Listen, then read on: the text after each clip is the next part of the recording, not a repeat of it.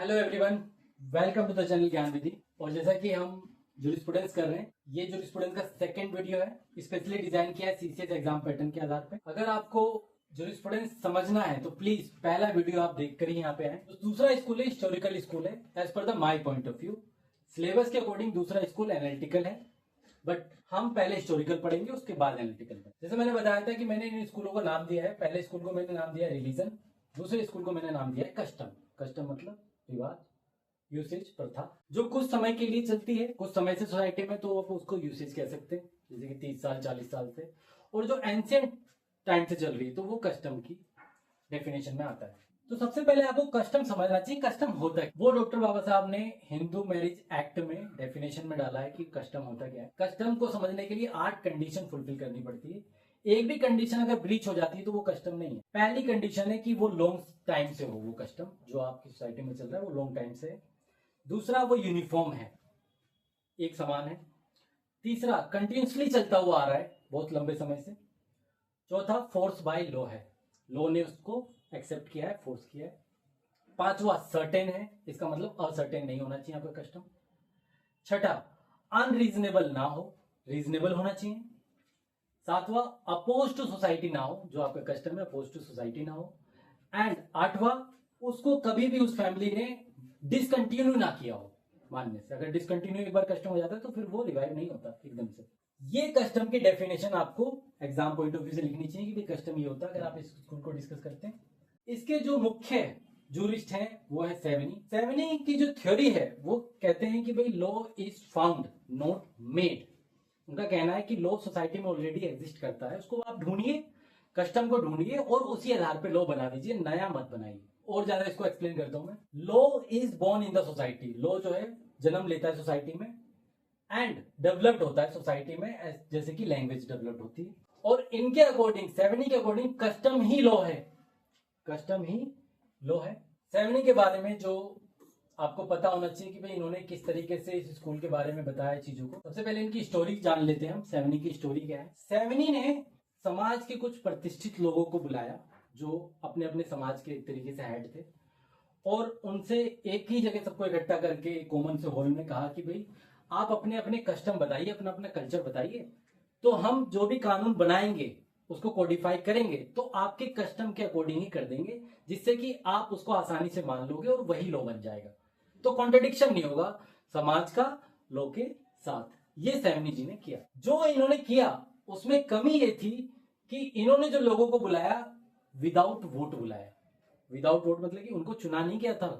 भाई होता है ना कई बार कि भाई एक इंसान को बुलाया गया है, जरूरी नहीं है कि सब लोग चाहते हैं कि वही इंसान जाए। कुछ लोग चाहेंगे कि भाई ये हमारी नुमाइंदगी ना करे, हमारा रिप्रेजेंटेटिव ना बने। तो ये उनके अंदर वीकनेस इस स्कूल में पाई गई उनकी थ्योरी में कि भाई उन्होंने विदाउट वोट बुलाया था, जिसको जॉन ऑस्टिन ने, एनालिटिकल स्कूल के जो राइटर हैं, उन्होंने काफी ज्यादा इसका ऑब्जेक्शन उठाया।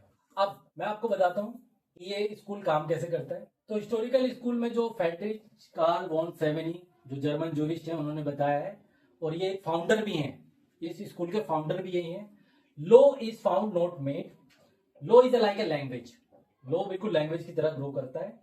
Deep roots in a social, economic and other factors में मिल जाएगा आपको। लेजिस्लेशन जो है वो इसका सबऑर्डिनेट है, कस्टम का सबऑर्डिनेट लेजिस्लेशन माना जाएगा कि भाई जो कस्टम है आप उसको एक्सेप्ट कर लीजिए, उसको बना दीजिए। ये स्कूल 18th सेंचुरी के आसपास आया है। उससे पहले जो चलता था वो नेचुरल स्कूल, जो हमारी होली बुक्स थी, होली गीता, होली कुरान शरीफ, उनके अकॉर्डिंग लोग सोसाइटी में मूव करते थे, कानून को चलाते थे, जो कि कस्टम पे पूरी तरीके से डिपेंड करता है। तो हिस्टोरिकल स्कूल के बारे में जो एग्जाम में आप लिखें तो आपको आर्टिकल 29 और आर्टिकल 30 के बारे में लिखना। अब आर्टिकल 29 और 30 क्या है? जब संविधान बनाया गया और उसके मौलिक अधिकार बनाए गए तो डॉक्टर बाबा साहब ने माइनॉरिटीज के लिए एब्सोल्यूट राइट का प्रोविजन बनाया कि कोई भी इंसान जो इस देश में है, इस देश का नागरिक है, उसको पूरी आजादी है protection of interest of the minority, language, script and culture. अभी जो वर्ड कल्चर है ये किससे जुड़ा हुआ है? कस्टम से जुड़ा हुआ है, हिस्टोरिकल स्कूल से जुड़ा हुआ है कि सोसाइटी में जो भी कानून होगा माइनॉरिटीज के लिए वो उनकी कल्चर और उनकी लैंग्वेज और उनकी स्क्रिप्ट के आधार पे होगा, ताकि कॉन्फ्लिक्ट ना है। क्योंकि इस स्कूल के खिलाफ जाना भी सोसाइटी में प्रोटेस्ट को इनविटेशन करने जैसा है। डिटेल में अगर आप पढ़ना चाहे तो इसको एक बार देख सकते हैं कि भाई लैंग्वेज और कल्चर को किस तरीके से आर्टिकल 29 और 30 कवर करता है। तो सबसे पहले आते हैं सेवेनी की थ्योरी पे, जो इसके फाउंडर हैं, फादर माने जाते हैं। उनकी थ्योरी का जो वर्ड है वो है वोल्केजिस्ट। अब आपको क्वेश्चन आएगा माइंड में, वोल्केजिस्ट क्या होता है? वोल्केजिस्ट का मतलब होता है स्पिरिट और will of the people. Spirit और will of the people. Law is a product of the general conscious of the people and their spirit. कि जैसा लोगों का कस्टम है, जैसा लोगों का कल्चर है, उसी के आधार पे आपको कानून बनाना चाहिए। उनके कल्चर के अगेंस्ट अगर आप कानून बनाएंगे तो इसका पुरजोर विरोध होगा। जैसे एग्जांपल के तौर पे मैं लेता हूँ, डॉक्टर अंबेडकर साहब ने हिंदू कोड बिल इस देश में लेके आए, जिसके बाद हिंदू मैरिज एक्ट 1955, फिर हिंदू सक्सेशन, अडॉप्शन और मेंटेनेंस माइनॉरिटी एक्ट आए, जो आप सेकेंड ईयर में पढ़ोगे। इसका पुरजोर विरोध हुआ कि भाई आप हमारे कल्चर, हमारे कस्टम के विरुद्ध कैसे कानून बना सकते हो। तो जब उन्होंने संविधान सभा के दौरान ही जब Hindu code bill pay work करा, तो उन्होंने कस्टम का स्पेशली ध्यान रखा। कैसे ध्यान रखा? कि भाई जो हिंदू हैं, जो रीति रिवाज उनके हैं, 7 फेरे अग्नि के सामने जो लेने, वो हिंदू मैरिज एक्ट में उन्होंने डाल दिए। उन्होंने कस्टम के साथ कोई छेड़छाड़ नहीं की। हाँ, शादी के 8 तरीके थे, जिसमें कि कोई ऐसी शादी थी जैसे कि पिशाच मैरिज, राक्षस मैरिज, वो उन्होंने 4 डिलीट कर दी और 4 को एक्टिव रख दिया। प्रोटेस्ट तो जब भी हुआ, अगर मान लीजिए वो बाबा साहब उस चीज को 7 की जगह 6 फेरे कर देते, या ये बोल देते कि भाई आज से फेरे नहीं होंगे, सिर्फ कोर्ट मैरिज होगा, तो आप सोचिए कि ये कितना विरुद्ध जाता और क्या लोग इसको एक्सेप्ट करते? क्या ये वोल्केजिस्ट में आता? क्या ये स्पिरिट ऑफ पीपल को कवर करता? नहीं करता। हिंदू कोड बिल का इतना विरोध हुआ, अगर वो कस्टम के अगेंस्ट चले जाते तो वो कानून कभी भी सफल नहीं होता। और यही वजह थी कि उनको रेजिग्नेशन भी देना पड़ा as a law minister, just because of Hindu code bill, क्योंकि कस्टम भी बहुत इंपॉर्टेंट है लॉ बनाने के टाइम। तो आई होप सो आप वोल्केजिस्ट समझ गए। अगले जो राइटर हैं वो है मोंटेस्क्यू, जो हिस्टोरिकल स्कूल के अगले राइटर हैं। अब इन्होंने कहा था कि फर्स्ट जूरी से ये स्पिरिट ऑफ लॉ के, उन्होंने कहा कि all law should have the basic historical observation, कि कभी भी कोई लॉ बनाना चाहिए सोसाइटी में तो पहले उसके हिस्टोरिकल बैकग्राउंड पे जाना चाहिए। जैसे कि मान लीजिए अभी आप बीएनएस पढ़ रहे हैं 2023, भारतीय न्याय संहिता 2023, तो क्या आप बिना आईपीसी, इंडियन पिनल कोड 1860 पढ़े बिना उसको समझ पाएंगे? नहीं समझ पाएंगे। कोई भी कानून जब पढ़ा जाता है तो उसका हिस्टोरिकल बैकग्राउंड ध्यान में रखना पड़ता है। इसी तरीके से मोंटेस्क्यू कहना है कि जब भी कोई कानून बनाया जाए तो उसके हिस्टोरिकल पार्ट को देखा जाए कि भाई ये सोसाइटी में रन कैसे हो रहा है, और उसी के कस्टम और कल्चर के अकॉर्डिंग आप कानून बनाएंगे तो वो प्रोटेस्ट नहीं करेगा। ये मोंटेस्क्यू का कहना है। अब इस स्कूल की वीकनेस क्या है? कोई भी स्कूल है वो परफेक्ट तो नहीं है, कमी इसमें भी है। अब इन्होंने कहा है कि law is found not made, आपको सिर्फ ढूंढना है, कुछ नया नहीं बनाना। अब जैसे मैं अगर कहूं कि अगर कोई नए कानून की जरूरत है, जैसे एग्जांपल के तौर पे इंस्टा, फेसबुक, ट्विटर या व्हाट्सएप, ये आज के जमाने का कानून है। अगर इसमें कोई प्राइवेसी ब्रीच होती है, इनका कोई मिसयूज करता है, तो आपको नया लॉ बनाना पड़ेगा। उसको आप कस्टम या कल्चर में कहां ढूंढोगे? तो इसमें यही वीकनेस है कि जब नया कानून बनाना पड़ता है तो ये फेल हो जाता है। फिर हमें एनालिटिकल स्कूल की तरफ मूव करना पड़ता है, पार्लियामेंट की तरफ मूव करना पड़ता है। तो पार्लियामेंट ने कानून बनाया है the digital personal data protection act 2023, जो इंडिया का फर्स्ट लॉ है डाटा प्राइवेसी को लेके। उसके बाद है आपका the information technology act 2000, it is a prime law in India dealing with the cyber crime. और फर्दर अगर मैं डिस्कस करूं तो लिविंग रिलेशनशिप का कॉन्सेप्ट आया इस देश में, जो कि हमारे कस्टम या कल्चर में नहीं था। प्री ऑनरेबल सुप्रीम कोर्ट ने डी वेलुस्वामी के जजमेंट में 2010 में लिविंग रिलेशनशिप को एक्सेप्ट करने से अलाउ कर दिया कि भाई ये भी एक रिलेशनशिप है जो कि कल्चर में नहीं आता।